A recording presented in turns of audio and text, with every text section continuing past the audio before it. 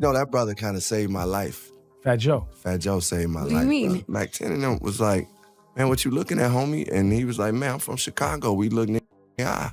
And then, man, from that point, I know Mack 10, homie, went and got they thing. I used to love it in 1994. It was a story that I could tell about the evolution of hip-hop and the stages that I seen hip-hop go from just the pure innocence. He talking about this girl that he was in love with. She's supposed to be hip-hop, and he's so in love with her.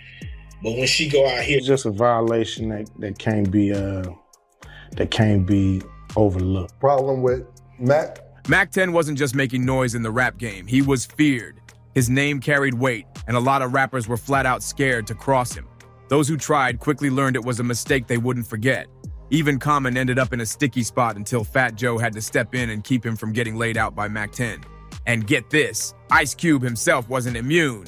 Even though they were friends, when Cube's own brother-in-law had issues with Mack, word is, Mack 10 didn't think twice before putting hands on him, risking his whole relationship with Cube in the process. Mack 10's reputation as a menace in the industry made perfect sense once you looked at his roots. He grew up in Inglewood, right in Queen Street, home turf of the Queen Street Bloods. Just being from that block automatically tied him to the gang life, whether he liked it or not. The environment was ruthless. The illegal substance game was booming, violence was everywhere, and rival gangs were clashing daily. LA County back then was one of the most dangerous places in the country, and Mack 10 was right in the middle of all that chaos. As a kid, he saw the streets unfold in front of his eyes with danger around every corner. But here's the twist. Brother-in-law got beat up. There was conflict, yeah, but I went to Cube about 4 or 5 times before the conflict jumped off. Okay. And told him to correct the situation. Just like many kids in tough neighborhoods, Mack 10 dreamed of something bigger. He didn't want to be trapped in the cycle forever. In fact, before music took over, he had hopes of making it out through sports, even aiming for the NFL at one point.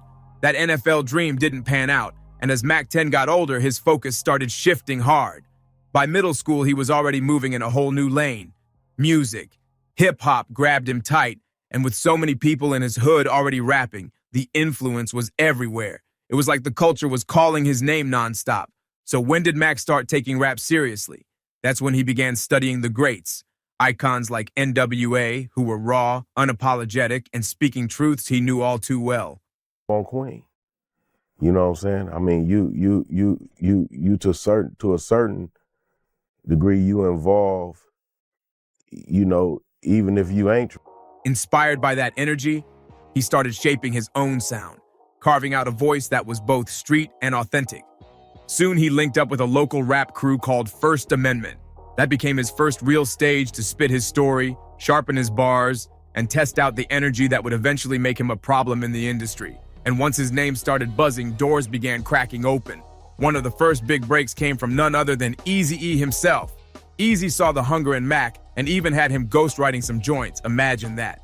Getting a stamp from one of NWA's founders gave Mack a crazy confidence boost and placed him in some serious industry circles. From there, he connected with respected DJs like Bobcat and DJ Pooh, names that already carried heavy clout in the game. And those links set him up for the ultimate move, meeting members of the Lynch Mob, Ice Cube's squad. Before long, Mack 10 was in the studio with Cube himself, and the chemistry was instant. They weren't just working together, they were building something real, a bond through music that was about to change Mack's entire path. Mack 10's bond with Ice Cube only got stronger when he hit the road with the Lynch Mob. Touring alongside Cube put him on a bigger stage, giving him nationwide exposure while he kept lacing Lynch Mob tracks with his raw energy. Then came his first huge break. In 1995, he landed a spot on the legendary Friday soundtrack, and back then, that was a massive look for any rising rapper. Cube played a major role in pushing Mack forward, even helping him lock in a deal with Priority Records. That move officially launched Mack 10 as a solo artist and lined him up for a strong run in the industry. But with Cube's cosign came something else, trouble. Writing with Cube meant inheriting all the smoke that surrounded him, and the first major storm Mack got dragged into was the infamous beef with Common. At one time, I probably thought, I was probably going to play in the NFL or something, you know what I'm saying? But, the ball don't bounce like that all the time. And then, I mean, you're talking about the 80s. That's when crack first started hitting LA. Right. And you were right there at the epicenter of it all. And where exactly in Inglewood did you grow up? I grew up on Queen. Queen Street. Yeah. Same place as Bosco. Yeah. On September 27, 1994, a young Common Sense dropped a track that would spark one of hip-hop's most heated debates. The song, I Used to Love HER, wasn't just another rap joint, it was a lyrical masterpiece. Common used the metaphor of a woman to describe his love for hip-hop, but as the verses unfolded, it became clear that the girl he was talking about was hip-hop itself. The East Coast rap crowd, who had side-eyed his debut Can I Borrow a Dollar, went crazy over this track. They praised his storytelling, his lyricism, his artistry, but not everybody felt the love. The song painted hip-hop as falling from its pure roots into something more commercial, more gangster-driven, and that message hit a nerve, especially with the West Coast rappers who were dominating the charts at the time. Common's track was meant to reflect on how hip-hop had changed, but Ice Cube didn't take it that way. To him, it sounded like a slick diss aimed at the West Coast chokehold on the rap game in the 90s. Cube wasn't about to let that slide. Cube explained it like this. He talking about this girl that he was in love with. You know, she's supposed to be hip-hop, and he's so in love with her. But when she go out here, she get... That energy carried over when word spread. The Cube clapped back on Mack 10's joint Westside Slaughterhouse, where Cube and WC dropped verses that threw clear shots at Common. And that's when the feud officially exploded. Common didn't hesitate. He came back with fire, lacing a brutal diss filled with razor-sharp shots at Cube's credibility. He rapped, went from gangsta to Islam to the D of Das EFX, basically calling Cube out for pandering to the East Coast before flipping on them later. I actually wrote a couple of records for him, stuff. You met Eazy-E. I met Eazy before I met Cube. I had a record, man, that was a killer. And then we ended up having this summit with Farrakhan. When did you start thinking about rapping? Probably like junior high. I had homies in the neighborhood that influenced me, when it came to it, because they was doing it. But Common wasn't done. He dug deeper, spitting, "Hypocrite, I'm filling out your end certificate, slinging bean pies and saint." Ides in the same sentence, that bar was a direct attack, accusing Cube of fronting like he stood on Nation of Islam values while still pushing street life and alcohol sponsorships. And for the final blow, Common flipped Cube's own words against him, a mic drop moment that had the hip-hop world buzzing. For Cube, this was wild territory. He had built his name as one of the most ruthless diss artists alive, dropping classics like No Vaseline, which destroyed NWA and cemented his reputation as untouchable. As Doug Infinite put it, if you're going to come at Cube lyrically, you better come with it, or he's going to body you. Common stood his ground as a lyricist, and Cube later admitted he had a response locked and loaded, something he swore was a ender diss. But fate stepped in before the battle could go nuclear, with Tupac gunned down in '96 and Biggie assassinated in '97. The rap world was in mourning. The violence had gone too far, and leaders were desperate to cool things down. On April 3, 1997, less than a month after Biggie's end, Minister Louis Farrakhan brought some of hip-hop's biggest names together at the Nation of Islam's headquarters in Chicago for a historic peace summit. Both Ice Cube and Common were in the room, and to everyone's relief, they officially squashed their beef that day. A pretty good writer, and in the hood, my music was growing. Okay. I was in a group called First Amendment, you know what I'm saying? And First Amendment, okay. Yeah, and my King T from the West. Yeah, somebody said, "Yo, Cube dissed you on this song." So we playing the song, and I'm listening. I'm like, "Damn, this dissing me." And King T was like, "Nah, he ain't dissing you. He ain't dissing you." I'm like, "This dissing me."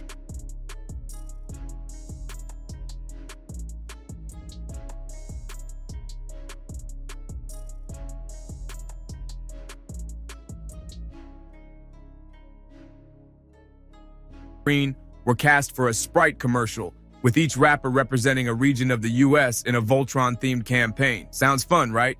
Wrong. It turned into a powder keg. Common later revealed the truth. He still had leftover resentment from that whole Cube situation, and at least one of his crew wasn't letting it slide either. On set, that unnamed affiliate locked eyes with Mack 10, staring him down with pure aggression. The tension was thick, impossible to ignore, and the entire shoot suddenly felt less like a commercial and more like the opening scene to a street brawl. Mack 10 was never the type to back down from a stare down. He stepped straight to Common's crew member and made it crystal clear. Doug Infinite, who was tight with Common, later confirmed it all went down. According to Doug, Mack snapped back with a cold warning. "You'll lose here." The message was simple. Chicago might be Common's turf, but in LA, things played by different rules. What started as a heated back and forth quickly got ugly. Mack 10's bodyguard tried to keep things from blowing up, but Common's guy only fanned the flames, mockingly calling him Whack 10. That disrespect lit the fuse, and Mack was done playing around. Frustrated, he sent one of his boys out to the car to grab a weapon, signaling things were about to cross a dangerous line. Just when it looked like the set was about to turn into a battle zone, Fat Joe jumped in as the peacemaker. His presence cooled things down enough to stop a full-on shootout, but the fallout was far from over. Knocked him down, knocked him out, woke him back up, whooped on his... Somehow his chain fell in my hand. I don't know how it got in my hand, but it fell in my hand. High song, yeah, we gave that up already. Why? No, the throw your set in the air thing. I said, no, we didn't give him that. He goes, well, you know, that's in his chorus in his song. Finally, I hear it, and sure enough, there it is, you know, the same. Common's affiliate got kicked off the Sprite shoot immediately, but instead of walking away, he went outside and reportedly vandalized Mack's car. Word got back quick, and Mack 10's camp wasn't about to let that slide. Rumors spread that not only was the crew member a target, but Common himself could be in the crosshairs. Once again, Fat Joe stepped up to calm the storm, but this time the warning was physical. Common's guy ended up getting roughed up as a message. Disrespect in LA came with consequences. But the drama didn't stop there. Another storm was brewing, and this one involved Ice Cube and Cypress Hill. The tension sparked around the Friday movie soundtrack, which Cube curated. One standout track was Roll It Up, Light It Up, Smoke It Up by Cypress Hill. The group had agreed to put that song on the project, but according to Be Real, the real problem started when Cube overheard another track during a studio session. While previewing tracks for the Friday soundtrack, Ice Cube got a sneak listen to Cypress Hill's upcoming album, Temples of Boom. The crew played him their lead single, Throw Your Set in the Air, a track they were saving as the crown jewel of their project. Cube loved it instantly and pushed to get it on the soundtrack, but Cypress Hill politely shut it down. It was off limits, no matter how much Cube pressed. A little more too after that, like just, you know, just agitating the situation. So I'm like, Fat Joe said, Ross, man, yo, your man gotta go. He gotta leave. I heard a couple lines that were the same things I used on the Temple of Boom record. And I thought to myself, wait a minute, that's my line. In my opinion, I felt like he saw my reaction, and I walked out of the room for a second to make a phone call. When I came back, the line was gone. Cube even asked to hear it again, clearly locked in on the vibe, but the group stood firm. The track wasn't going anywhere. Fast forward a bit, when the Friday soundtrack dropped just before Temples of Boom, Be Real got an unexpected call. A friend asked him straight up, "Did you let Ice Cube use one of your album tracks for Friday?" At first, Be Real was confused. They had only cleared Roll It Up, Light It Up, Smoke It Up for Cube, but his boy wasn't talking about that joint. He swore one of Cube's songs sounded way too close to Throw Your Set in the Air. Skeptical but uneasy, Be Real went to check it himself, and his heart dropped. The hook on Cube's track sounded eerily familiar, like a straight lift from their record, just with a few tweaks in the wording. Feeling played, Be Real didn't keep quiet. He vented in the studio, and word of his frustration shot back to Cube through Mack 10. Cube reached out to smooth things over, claiming it was all a misunderstanding. For a moment, the situation seemed to cool off, but trust was cracked. Later, Cube even invited Be Real into the studio to record a guest vocal for Chronic 2000. But the bad taste from that soundtrack situation wasn't so easy to wash away. During a lynch mob session, Be Real caught something that froze him in his tracks, a few lines in a song that sounded way too close to lyrics from Temples of Boom. He couldn't believe it. Was Cube really trying to jack from Cypress Hill again? Be Real's reaction must have said it all, because when he stepped out of the room and came back, those lines had mysteriously vanished. To him, that was all the proof he needed. Cube had been caught red-handed. That was the breaking point.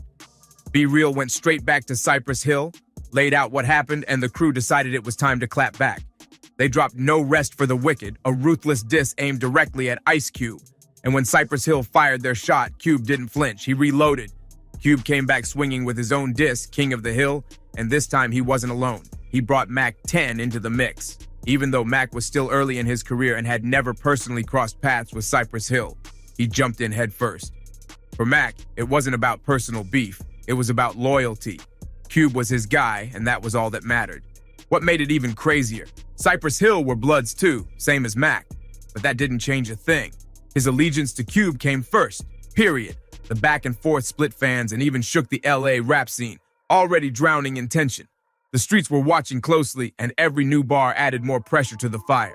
And just as that beef was heating up, Cube found himself in another battle, this time with fellow LA artists Cam and Solo.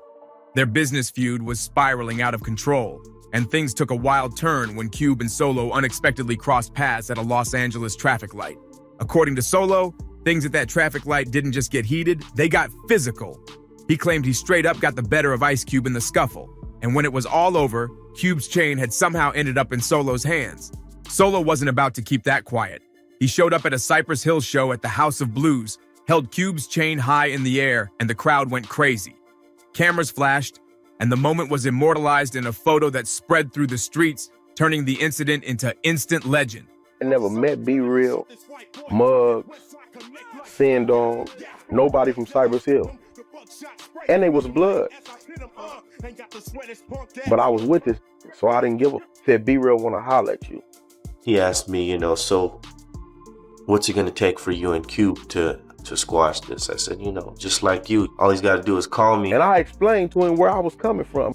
I don't got nothing to do with it, but that's my homeboy, and I'm riding with him. And he said, you know what, homie? I can respect that. I can't even be mad at you. With Cube, Mack 10, and Cypress Hill already at each other's necks, people started to worry the beef was about to cross the line from music into real violence. Thankfully, it never got that far. As the dust started to settle, Mack 10 unexpectedly found himself in the middle of the solution. According to Mack, someone passed him Be Real's number, saying B wanted to talk. Mack agreed to the call, and the two actually had a real conversation. Mack told B straight up, his loyalty to Cube was unshakable. That's why he jumped in the beef, even if it meant going against fellow Bloods. To his credit, Be Real respected that honesty. He told Mack he understood and wasn't mad at him for standing on principle. That phone call changed everything. Mack 10 played mediator and convinced Cube to jump on the line with Be Real. When they finally spoke, the tension cracked and the beef was squashed for good. One of the wildest rivalries of that era came to an end. But just as one fire got put out, another one was already starting to spark. The next beef wasn't with outsiders, it was between Mack 10 and Ice Cube themselves. Their falling out would eventually shatter Westside Connection and leave the two not speaking for decades. According to Mack, it all started over Cube's brother-in-law. In a now-deleted 2010 all-hip-hop interview, and later in a 2020 sit-down with DJ Vlad, Mack laid out his side of the story. He claimed Cube's brother-in-law disrespected him, and instead of reacting wild, he tried to handle it the right way. It was conflict, yeah, but I went to Cube about 4 or 5 times before the conflict jumped off. Okay. And told him to correct the situation. If you go to somebody 5 times before it escalates, then you was trying to be diplomatic about the situation. Mack said he went to Cube 4 or 5 times, asking him to step in before things got messy. In his words, if you go to somebody 5 times before it escalates, that shows you were trying to be diplomatic. Nobody wanted it to go there. But despite Mack's attempts to keep the peace, the situation spun out of control. Cube's brother-in-law allegedly ended up getting beat up, and that became the breaking point for Cube and Mack's friendship. Over the years, Mack has made it clear he never thought the issue was big enough to destroy Westside Connection. During another convo with All Hip Hop, he reflected, basically, I didn't do anything to him, and he didn't do anything to me. We had an argument, and I guess it was taken the wrong way because his wife was present. If she wasn't there, we'd probably still be doing records. To Mack, the whole situation was blown out of proportion. What he saw as a small dispute spiraled into one of the most shocking breakups in West Coast rap history. Oh, we go to the commercial, and he started basically staring down Mack 10, just giving the grilling him. Mack 10 and them was like, man, what you looking at, homie? And he was like, man, I'm from Chicago. We look niggas. And then, man, from that point, I know Mack 10, homie, went and got they thing. And he didn't stop there. Mack went on to reveal even more about what really sparked the tension, digging into the root of the problem in a way that showed just how fragile even the strongest alliances in hip-hop can be. The heart of the fallout always circled back to Cube's brother-in-law, the man Mack 10 flat out described as disrespectful. Mack claimed he went to Cube 3 or 4 different times before things finally blew up. It was brought to Cube multiple times before the bullshit happened. I don't know what kind of dude he is now, but back then, he was disrespectful, Mack said. Looking back, Mack has admitted the split still weighs on him. In a 2011 interview with Vibe, he revealed he wasn't sure if he and Cube would ever speak again. Over the years, he's echoed the same feeling, regret. But at the same time, he's always stressed he holds no grudges. Still, rumors swirled that there was more to it. Some speculated Mack was also frustrated because Cube refused to go on a second tour to promote Westside Connection's final album, Terrorist Threats. Neither Mack nor Cube has ever confirmed it, but that theory lingers as one more piece of the puzzle that may have fueled the rift. Cube, on the other hand, has stayed mostly silent about the details. Whenever asked, he keeps it vague but firm, hinting that what happened crossed a line he couldn't forgive. During an appearance on It Is What It Is hosted by Cameron, Cube was directly asked why he only performs with WC and never with Mack 10. Cube didn't dodge the question, but his response was cold and to the point. Nah, we don't get down like that. Left, but my man came back and busted some windows. This dude's wild. So then I'm like, bro, like, why you do that? So then they like, Ross, we gonna have to get your man. They roughed him up a little, but it wasn't nothing. And I mean, it wasn't. It's just me and Dub C. When pressed again, Cube doubled down. Yeah, it's a problem. It's a thing where it's just a violation that can't be overlooked. That word, violation, left fans wondering what exactly went down behind the scenes, but Cube never gave up the details, leaving the mystery hanging in hip-hop history. Meanwhile, Mack 10 has never shied away from speaking on where he stands. In a 2023 sit-down with Bootleg Kev, he once again addressed the fallout with Cube. He made it clear he doesn't carry hate in his heart, but at the same time, he's not chasing a reunion either. For fans of Westside Connection, that's a tough pill to swallow. Tracks like Bow Down and Gangsta's Make the World Go Round proved their chemistry was electric, a one-of-a-kind dynamic that defined an era. But both Mack and Cube have been blunt. The scars from their split run deep, maybe too deep to ever be healed. What once felt like an unstoppable force in hip-hop has now become just another chapter in history. Legendary, but locked in the past. What do you think? Will Westside Connection ever make peace, or is this really the end of the road? Drop your thoughts in the comments. Don't forget to like, subscribe, and share, and I'll catch you on the next one.